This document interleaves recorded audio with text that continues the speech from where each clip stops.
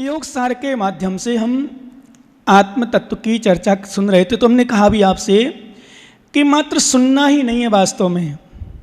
जैसे समस्या ये सब आत्मा की चर्चा, मालूम हमारे यहाँ कहा गया है कि एक बार मैंने शायद आपको दृष्टांत सुनाया था कि पानी में हम चेहरा देख रहे हों दर्पण के अभाव में, और पानी में चेहरा कब दिखता है माताओं? ध्यान है आप लोगों को कभी अनुभव किया हो? कब दिखता है? जब पानी स्थिर हो जाए। लेकिन जैसे हम चेहरा देखना शुरू किया, अपने बालाल देखे में चेहरा दिखना शुरू हुआ, किसी ने पत्थर डाल दिया तो क्या चेहरा दिखेगा? ऐसे जिनवाणी के नीर में, किसमें नीर में?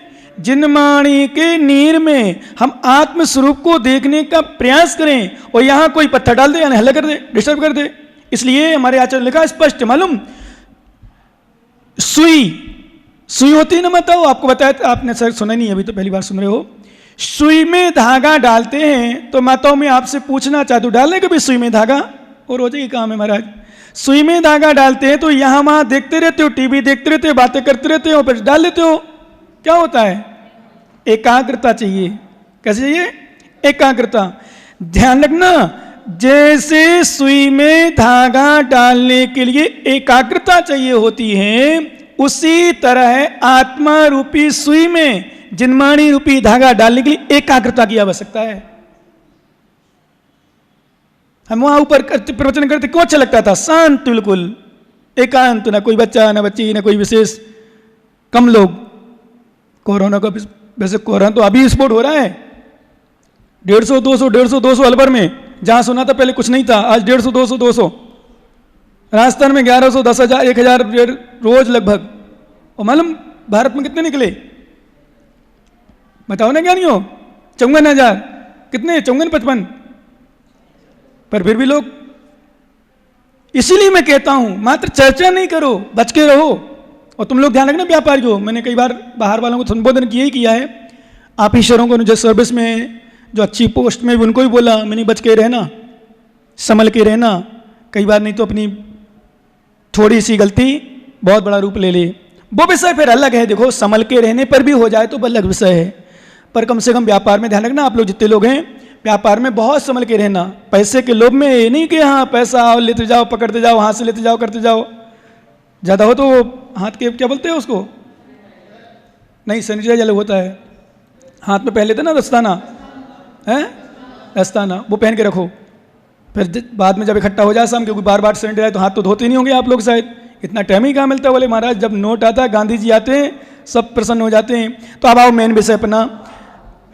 सुनो, कहने का अर्थ हमारा यह है कि आत्मा के लिए एकांत चाहिए। हमने कल बताया था, एक गाथा निकली, रत्नकंड श्राप कचर में श्लोक आया था, एकांते सामायिकम निर्वाह छेपो बनेश वास्तुचे चैत्यालय सुभापिचे परिचित बन दिया। कोई कहे हल्ला होता रहे, आवाज होती रहे, सामायिक हो जाए, लोग आते रहे जाते रहे। जैसे हमने 1 नंबर बताया था ना, जैसे हम लोग साधु लोग 1 नंबर 2 नंबर एकांत में जाते हैं, ऐसे सामायिक में कोई व्यवधान ना हो, स्त्री पुरुष का आदि किसी प्रकार का गमनागमन ना हो, कोई शोरगुल ना हो, निर्वाह छेपे मतलब किसी प्रकार का व्यवधान ना हो। ऐसा चाहे एकांत हो, चाहे वन हो, चाहे चैत्यालय हो, चाहे भवन हो, धर्मशाला इत्यादि हो, इत्यादि में सामायिक को करना चाहिए प्रसन्न चित्त होकर के। ऐसा हमारे आचार्य महाराज ने कहा।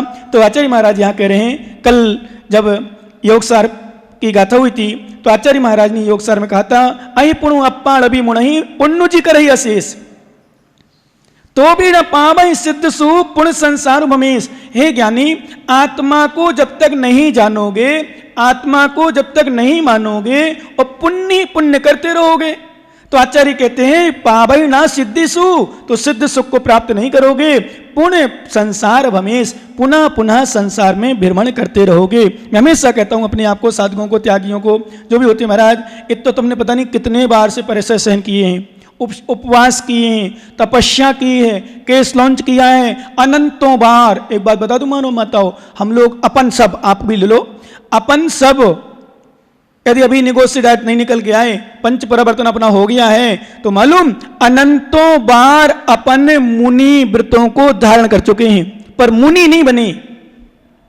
मुनि व्रत धारण करना और मुनि बनने में बहुत अंतर है, ध्यान रखना। क्या? मुनि व्रत धारण करना, मुनि व्रत के नियम पालन करना और मुनि बनना बहुत अंतर है। क्यों है? बहुत अंतर है। सुन नहीं रहे इतने दिन से क्या? आप तो रोज सुनते हो ज्ञानी। क्यों नहीं?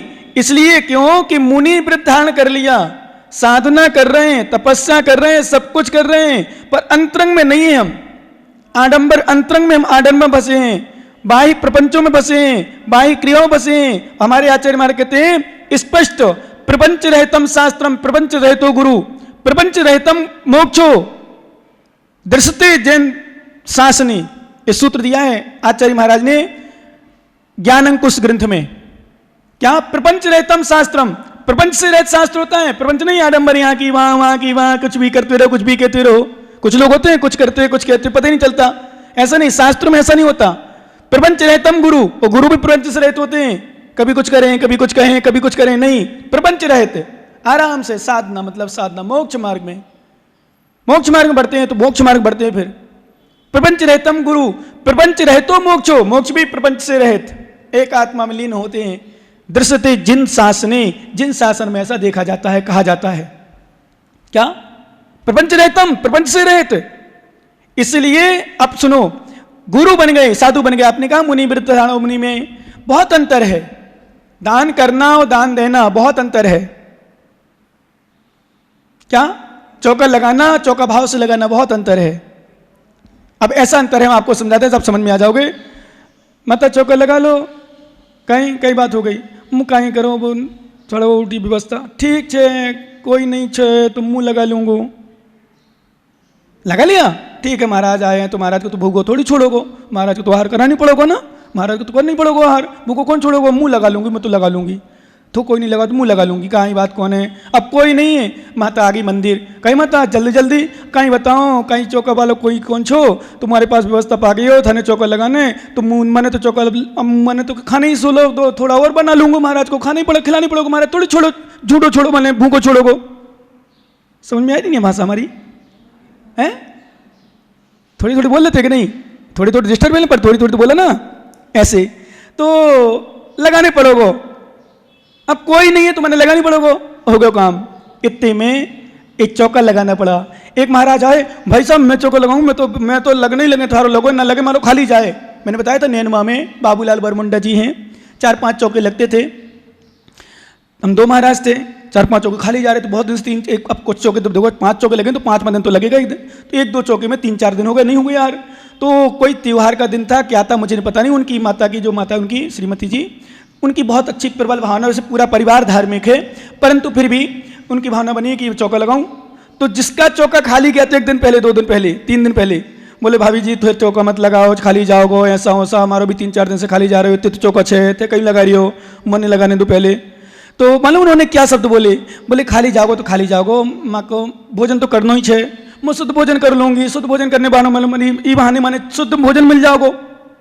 चौका लगा लिया, 4-5 चौके फिर हो गए। अब मैंने विधि लगभग जब चौका ज़्यादा होते हैं तो विधि लेते ही लेते हैं। यहाँ तो यदि विधि बिगड़ भी रही है तो मुश्किल पड़ जाए, है ना। तुम लोग ने बहुत अच्छा ज्ञानी हो, तुम सही में बहुत समझदार हो, मतलब सोचते कई बार कई स्थिति बन जाए ना तो फिर उपवास कराओगे, महाराज होगा तुम। सुनो, तो कहने का अर्थ, अब ज़्यादा नहीं जाओ, तुम्हारी प्रशंसा ज़्यादा नहीं करने। क्या कह रहे थे? तो चौका लगाए और वास्तव में विधि ले ली। विधि उन्हीं क्या मिल गई? किसके यहाँ मिली? इसको कहते भावना। नहीं माने खाली जाओगे तो जाओगो, खाली में क्या परेशानी छे। और देखो उनका पुण्य, उनकी किस्मत, उनके भाव, इतनी विशुद्धि थी, इतनी विशुद्धि कि विधि ली, विधि में आहार उन्हीं क्या हो गए, ऐसी स्थिति बनी। कहने का अर्थ यह है कि एक लगाना पड़ा। एक माता से पूछा ना, आप कहीं करो, जल्दी आना ही पड़ोगो, चौका लगानी पड़ोगो, हो गया काम। भाभी जी आज जल्दी जल्दी क्यों? अरे आज मालूम नहीं तूने? नहीं मालूम। अरे महाराज आए ना, आज मेरा सौभाग्य, आज मैं पड़गान करूंगी महाराज को, आज मैंने शुद्ध भोजन बनाया है और शुद्ध भोजन बना के पड़गान करके आहार दूंगी, इसलिए आयो। ये पुण्य। ऐसे मुनि महाराज कहे, महाराज कहीं कैसे छे? कहीं बताओ यार, बड़ी समस्या छे, ये परेशानी छे, वो परेशानी छे, मैं खड़े से महाराज बन गयो, ईसा तो घर में छो, घर में कोई कमी कौन सी, और ये छो वो छो, पता नहीं कितनो। महाराज बनना बेकार। महाराज कष्ट दिख रहे हो? अरे कष्ट तो आओगे भाई साहब। सुनो क्या नहीं, कहने का अर्थ यह है, महाराज तारे चेहरे में कहीं दुख नहीं, दुख नहीं है, अब कष्ट है तो देखो शरीर शक्तिहीन है, क्षीण है, तो परेशानी आती है, परेशानी समस्या है। मैं तो अंदर से खुश हूं, बाहर से परेशानी होने पर भी, ये मुनि कहलाता सुनो, अंदर शरीर से, बाहर ले लो अंदर ले लो, शरीर से परेशानी होने पर भी जो वास्तव में परेशान ना हो, वो अंतरंग आत्मा की विशुद्धि के साथ साधना करता रहे, उसका नाम होता सच्चा मुनि। ये मुनि है अंतरंग की विशुद्धि।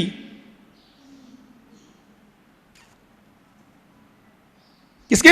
अंतरंग की विशुद्धि। इसलिए हमारे आचार्य ने कहा ऐसे पुण्य करने मात्र से कुछ भी फायदा नहीं होगा, आत्मा को समझो तब मोक्ष होगा, अन्यथा संसार में भ्रमण करते रहोगे।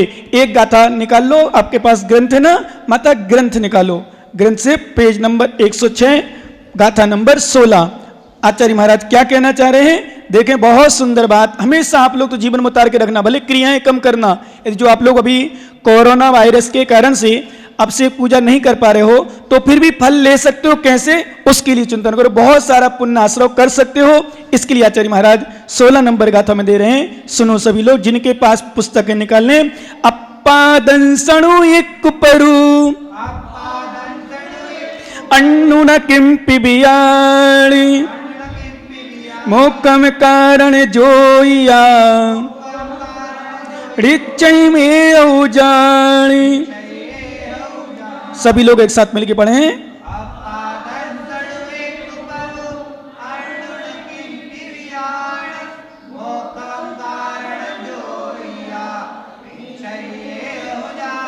क्या बात है। आचार्य भगवान कह रहे अप्पा दंसणु एक परु आत्मदर्शन ही, एक परु अन्नुमल भी मोक्षम कारण, मोक्ष का कारण एक आत्मा ही है, आत्मदर्शन ही है। आत्मदर्शन मतलब आत्मा का अनुभव करना, आत्मा का चिंतन करना, आत्मा में रमण करना, आत्मा में जाना, बाहरी प्रपंचों से रहित होना, इसका नाम मोक्ष है। क्या करें? मोक्ष का कारण रिचय एहु जानी, आत्मा का दर्शन, आत्मा में लीनता, आत्मा का ध्यान, आत्मा में तल्लीनता, इसका नाम मोक्ष का कारण, यही मोक्ष का कारण है, अन्य नहीं। जब आचार्य महाराज, एक बात बताते हैं आपको, थोड़ा सा व्यवहार निश्चय में भी चले जाएं। आचार्य महाराज ने कहा कि सम्यक दर्शन ज्ञान चारित्र्य मोक्ष का कारण है। सम्मत दर्शनम चरणम मोक्षस कारणम जाड़ो बाबा चदो तत्तीमुड़ी रप्पा। क्या कहा? उन्होंने कहा कि सम्यक दर्शन, सम्यक ज्ञान, सम्यक चारित्र ये मोक्ष का कारण है, मोक्ष मार्ग है, मोक्ष का कारण है।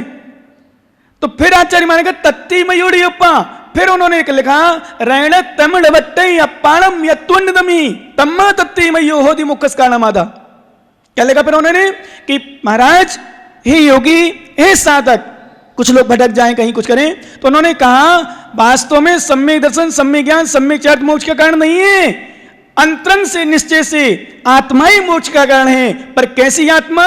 सम्यक दर्शन, सम्यक ज्ञान, सम्यक चारित्र से युक्त आत्मा। अपन बाहरी सम्यक दर्शन, सम्यक ज्ञान, सम्यक मतलब गुणस्थान भावना से। जैसे आप हम आपको देख रहे हैं कि महाराज चारित्र के धनी हैं, संयम वाले हैं, मुनिराज है, मुनि व्रत धारण किया, फिर से वही समाधान। आपने कहा मुनि व्रत, मुनि बनने में क्या? मुनि व्रत धारण करना अलग है, मुनि व्रतों का पालन करना भी अलग है, और मुनि बनना बहुत अंतर है। कोई चीज को, व्रत को, नियम को ले लेना एक सामान्य चीज है,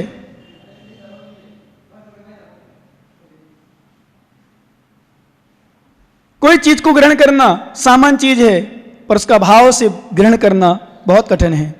मुनि बनना और मुनि भेष धारण करना, ऐसा कहते हैं अपन, जमीन आसमान का अंतर है। कितना अंतर भैया? जमीन आसमान का अंतर है। भेष से मुक्ति नहीं होती है, पर यह भी नोट करना, बिना भेष की मुक्ति नहीं होती।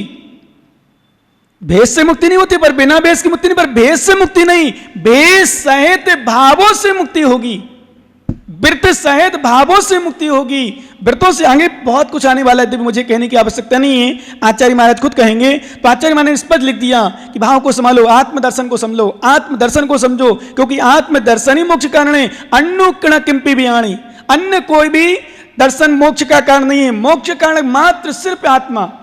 क्या है? मोक्ष का कारण सिर्फ आत्मा है, वो कुछ नहीं है। बाहर यदि पड़े रहोगे आप, आचार्य महाराज ने स्पष्ट लिखा कि जब तक तुम्हारे अंतरंग में विशुद्धि नहीं आएगी, जब तक सुख दुख आदि में, क्योंकि आचार्य भगवान देवसेन स्वामी हुए हैं, मैंने आपको शायद एक दो बार बता चुका हूं, और भी निकलता रहेगा, क्योंकि अध्यात्म ग्रंथ योग सार है और तत्व सार ग्रंथ भी योग अध्यात्म ग्रंथ है। कैसा ग्रंथ है? अध्यात्म ग्रंथ। तो आचार्य महाराज ने इस पर लिखा, लाहा लाहे सरसो सोय दुख के तही भी जीवे मरने, बंधु अरि समाणो झाण समत्तो सो जोई। अब यहां प्रश्न है कि महाराज आत्मदर्शन कौन कर पाएगा, आत्म ध्यान कौन कर पाएगा, सम्यक चिंतन कौन कर पाएगा? तो आचार्य महाराज योगेंद्र देव स्वामी इसका समाधान करते लिख रहे हैं कि लाहा लाहे सरसो, जो लाभ अलाभ में समान भाव रखते हैं। कैसे?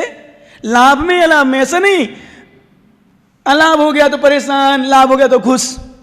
सुख दुख में समान भाव रखते हैं। सुख है तो समान भाव, दुख है तो समान भाव। अर्थात कहने का अर्थ यह है कि सुख में भी समता, दुख में भी समता। दुख में ज्यादा प्रसन्न नहीं होना और दुख में कभी परेशान नहीं होना। सुख में प्रसन्न नहीं होना और दुख में परेशान नहीं होना, दुखी नहीं होना। जीवन मरने और जीवन मरण में, आचार्य जीवन मरण में भी समान भाव और बंधु रहे। एक सबसे बड़ी बात ध्यान रखना भैया, बंधु अनिमित्र और अरि अन शत्रु। अब सुन लो, ये तो श्रापों के लिए भी कहा जाता है, तुम्हारा शत्रु भी क्यों ना हो उसको देखकर भी परिणाम खराब नहीं करना। और सादा खोगे तो बहुत बड़ी बात है, और शत्रुता रखना ही नहीं पहली बात तो, क्योंकि हमने आपको शायद मुकुट सप्तमी के दिन बताया होगा, शत्रुता ने लोग कहते हैं नहीं नहीं मैं शत्रु नहीं, बैर नहीं रखा मैंने, नहीं कहा नहीं ज्ञानी बैर नहीं। ध्यान सुनना ज्ञानी हो तुम लोग विशेष, क्योंकि ध्यान रखना अंतरंग भावना में यदि बैर है, ऐसा है ऐसा है ऐसा नहीं करने इसलिए नहीं, ऐसा नहीं, बस बैर हो गया ये, तो ये बैर तुम्हारा बहुत खतरनाक है। और एक बात नोट कर लेना अंदर आत्मा में, ये दूसरों के लिए नहीं, ये मेरे लिए खतरनाक है, स्वयं के लिए।